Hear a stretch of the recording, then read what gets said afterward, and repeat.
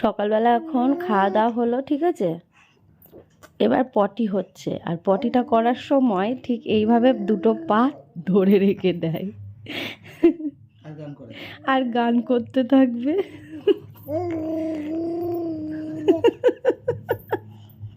এটা কোন ধরনের জিনিস দেখেছো? ওইটা পটি গান। আচ্ছা, আমাদের সরস্বতী পুজো, হ্যাঁ সরস্বতী পুজো, আর আমাদের ঘরে কি হচ্ছে? এই দোদো খাওয়ানো, পটি করানো, গান শোনা হচ্ছে।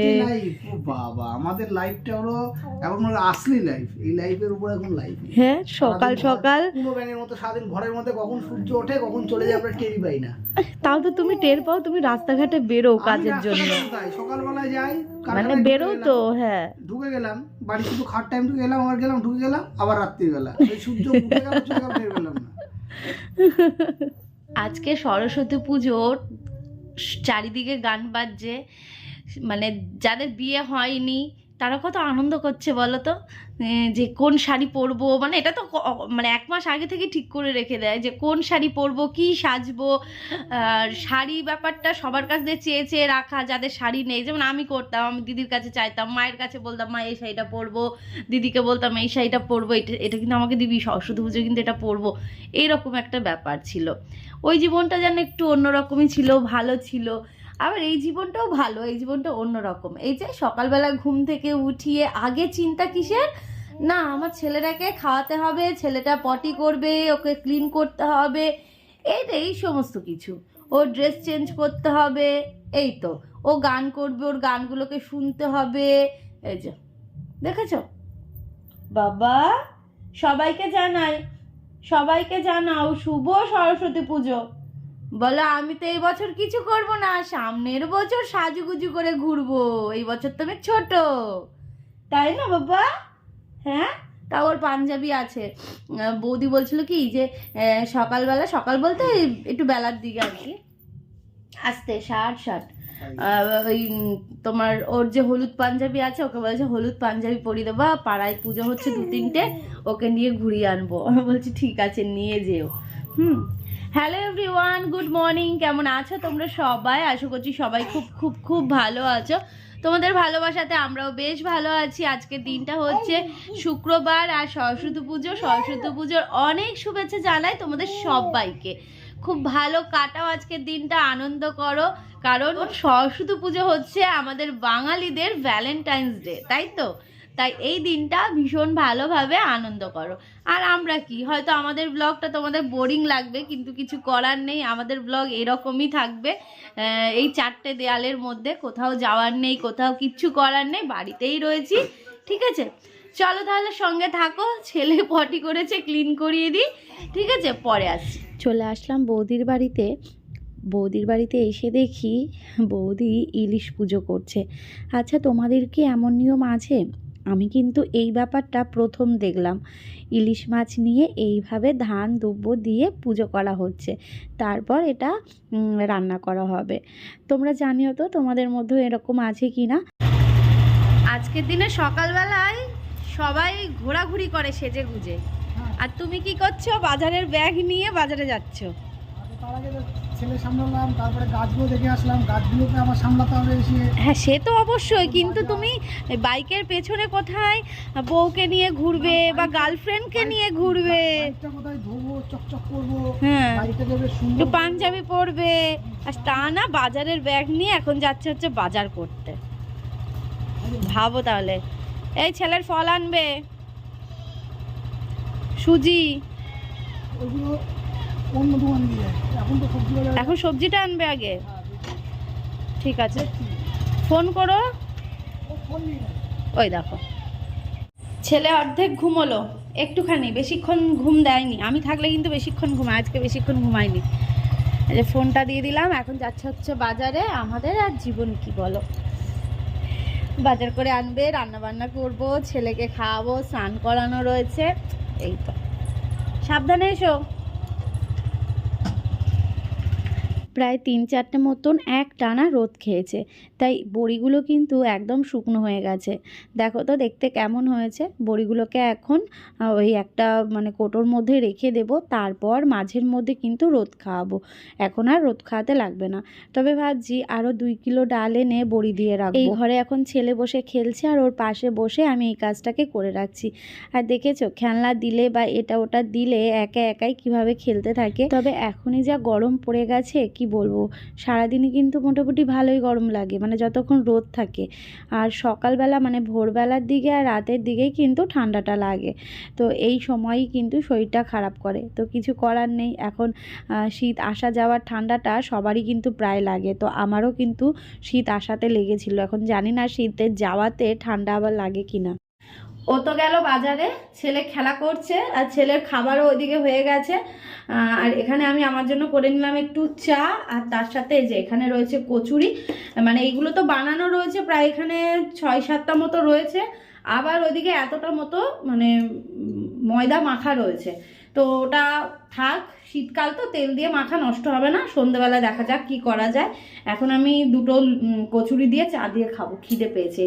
এই জাস্ট এক্ষুনি আসলো এই পার্সেলটা, আর আমার ছেলে এটা নিয়ে টানাটানি করতে শুরু করে দিয়েছে। আর এটা পাঠিয়েছে হচ্ছে আন্টি, ঠিক আছে? শনিবার দিনকে আসবে বলেছিল, কিন্তু আজকেই চলে এসেছে। কি বাবা, কি এটা? তোই এটা এটা এটা এটা এটা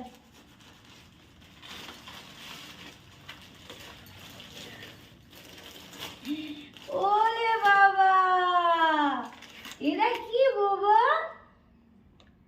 এটা কি? এটা কে পাঠিয়েছে? তোমার বড় দিদুন পাঠিয়েছে। ওরে হাসি, দেখেছো আন্টি? এই যে এই যে এই যে, পছন্দ হয়েছে তোমার? পছন্দ হয়েছে এটা? এটা নেবে তুমি? এই যে এই যে, খুব সুন্দর হয়েছে। অবশ্যই আন্টি, এটা আমি ছেলের জন্য ব্যবহার করব। তুমি তো জানো তোমার দেওয়া সমস্ত কিছু কিন্তু আমি ব্যবহার করি।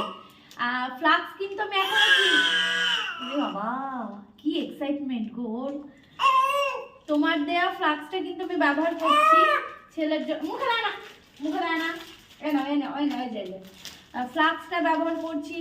তোমার দেওয়া ওই কি বলে লালাপোস যেটা ছিল সেটাকেও আমি ব্যবহার করি, ওকে যখন খাওয়াই তখন ব্যবহার করি, ঠিক আছে? অবশ্যই ব্যবহার করবো আমি। আমার সুন্দর হয়েছে বাবা। এটা তোমাকে কে দিয়েছে? এটা বড়দিদুন দিয়েছে তো। হ্যাঁ, এটা জনসনের বেবি শ্যাম্পু। আমি ওকে হিমালয়ার সমস্ত কিছুই মাখাই, হিমালয়ার লোশন, হিমালয়ার শ্যাম্পু, হিমালয়ার কি বলে সাবান বাবা। আর হচ্ছে শুধু মুখে দিই হচ্ছে ড্রামা দিও না কি একখানা আছে, ওইটার ক্রিম। ওটা ডক্টর বলেছিল ওইটাই দিতে, ওটা ভালো, ওই জন্য ওটা দিই, মুখের ক্রিমটা শুধু। এই হচ্ছে আমার ছেলের উপহার আন্টির তরফ থেকে, মানে ওর বড় দিদুনের তরফ থেকে, জনসনের বেবি শ্যাম্পু আর তার সাথে ওয়াইপস। তো জানিও কেমন হয়েছে। আন্টির দেওয়া সমস্ত কিছুই কিন্তু আমি ব্যবহার করি। ছেলের খাওয়ানো হয়ে গেছে, এই যে হলুদ, ওকে গায়ে হলুদ দেবো, তারপর হচ্ছে স্নান করাবো। আর আজকে যেহেতু আন্টি শ্যাম্পুটা পাঠিয়েছে, আজকে এই শুভ দিনে আন্টির দেয়া শ্যাম্পুটাই ওকে দেব। কালকে যেহেতু সাবান দিয়েছি, আজকে গায়ে সাবান দেবো না, মাথায় হচ্ছে শ্যাম্পুটা দেবো। আর কি করছে দেখবে, ওর বাবা বাজার করে এনে রেখেছে, আর সেই বাজারের ব্যাগ নিয়ে কি করছে দেখো। ওই মনে হয় এবার সবজি মানে ঢালবে, গোছাবে, সব করবে। দেখো এই যে বাজারের ব্যাগ, আর এই যে ইনি। আমি স্নান করাবো বলে জামা কাপড়টা আনতে গেছি ওকে রেখে, হামাগুড়ি দিয়ে যে সারা বাড়ি করছে। আর এই দিক দিয়ে একটা ডাটাও বার করে নিয়েছে, দেখতেই পাচ্ছ। হ্যাঁ হ্যাঁ হ্যাঁ, এটাই বাকি ছিল। পাপা এই যে তাকাও। কেরে আমার এরকম আমার ছোনা পাপা হলুদ মেখেছে, খুব খুশি। এখন স্নানও করবে। হ্যাঁ, এই যে বালতির মধ্যে জল রয়েছে, এখন স্নানও হবে। ছেলে স্নান হয়ে গেছে, ওর বাবা ঘুম পাড়াচ্ছে। আর এই যে জামা কাপড়গুলো গতকালকে পুরোই শুকিয়েছিল, আজকে একটু গরম করে নিলাম আর কি। আর কিছু জামা কাপড় মানে ওর বাবার 1 সপ্তাহ ধরে যেইগুলো পরে, সেই জামা কাপড়গুলো ছাদে কেচে ধুয়ে মেলে দিয়ে এসেছি। কারণ একটা দিন ছুটি থাকে এর মধ্যেই, মানে আজকেই কিন্তু জামা কাপড়গুলো শুকাতে হবে, তাই ওইগুলো কাচা ধুয়ে করে মেলে দিয়েছি। ওইগুলো আবার শুকোবে। আর এই যে এগুলো পরে ভাজ করব। এবার স্নান পুজো দিয়ে রান্নাটা বসাই, নিরামিষ রান্নাই করব আজকে। এই হচ্ছে আমাদের সরস্বতী পুজোর দিন কাটছে, বুঝলে, সকাল থেকে। আমার ফলের ঝুড়িতে এই ফলগুলো আপাতত রয়েছে, কারণ এতগুলো ফল আমার বর নিয়ে এসেছে ছেলের জন্য আর আমাদের জন্য। দেখো সবজিগুলো কেটে গুছিয়ে রাখলাম। দেখে কিছু বুঝতে পারছো কি হবে আজকে? অ্যাকচুয়ালি নিরামিষই হতো, কিন্তু ফুলকপি আলুর তরকারি আর ভাত করতাম। তো হঠাৎ করেই ডিসিশন চেঞ্জ হলো যে না, ফুলকপির একটু মাখা মাখা তরকারি করি আর ফ্রাইড রাইস। তো দেখো এখানে কাজু কিশমিশ ভিজিয়ে রেখেছি, মটরশুঁটি ছাড়িয়ে রাখলাম, এখানে ফুলকপি, এখানে টমেটো, আদা, ফ্রাইড রাইসের জন্য এখানে গাজর, বিনস, ক্যাপসিকাম রয়েছে, আলুটাকে সেদ্ধ করে নিয়েছি, প্রেসারে রয়েছে, আর এখানে ভাতটার মানে চালটাকে জল দিয়ে ভিজিয়ে রেখেছি। রান্নাবান্না কমপ্লিট, এদিকে স্নান করে পুজোটা দিয়ে নিচ্ছি। আর আজকে যেহেতু সরস্বতী পুজো, বাড়িতে হলেও একবার শাড়ি তো অবশ্যই পরতে লাগবে, তাই না? কোথাও না যাই তো দেখো সুতির ছাপা শাড়িটাই পরে নিয়েছি আর কি। তো ঠাকুরকে আজকে একটু ফল দিয়ে পুজো দিলাম, যেহেতু অনেকগুলো ফল এনেছে, আর আজকের দিনে ঠাকুরকে একটু কুল না দিলে ভালো লাগে না, তাই না? তো বছরের প্রথম ফল আর কি, তো ওই জন্যে সমস্ত ফল দিয়ে একটু ঠাকুরকে পুজো দিয়ে নিলাম। এদিকে দেখো আমার রাজপুত্রর ঘুম ভেঙে গেছে আর মামামের সব কাজ হয়ে গেছে, তাই না? পাপা এখন স্নান করতে গেছে, এখন কি হবে? খাওয়া দাওয়া হবে, তাই তো? মা বাবাও খাবে, সাথে তুমিও খেয়ে নেবা। আর ন্যানো আছে বলে ঢেকে রেখে দিয়েছে মা, আঁচল দিয়ে ঢেকে রেখে দিয়েছে মা, আঁচল দিয়ে ঢেকে রেখে দিয়েছে। পাঞ্জাবি পরবা না? পাঞ্জাবি ঘুরতে যাবা না? যাবা না ঘুরতে? চলো এখন আমার ছেলেটাকে খাইয়ে দিই, একটুখানি ঘুম থেকে উঠলো তো, তাই না? খেতে বসার আগে তোমাদেরকে আজকের খাবারটা দেখিয়ে দিই। এই হচ্ছে ফুলকপি আর আলুর তরকারি, আর রয়েছে ফ্রাইড রাইস।